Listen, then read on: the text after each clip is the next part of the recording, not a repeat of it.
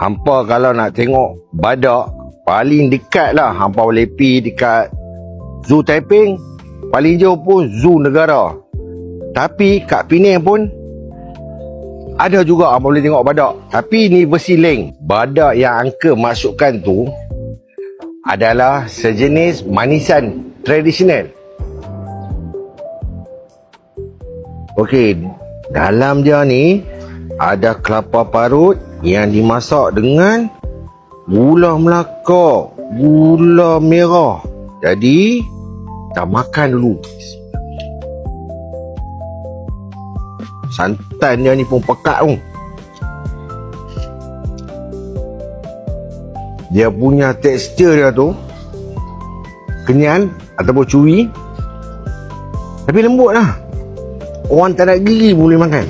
Jadi bila bahan-bahan tu dimasak kan, dia ada kombinasi lemak, manis dan bau ataupun aroma pandan.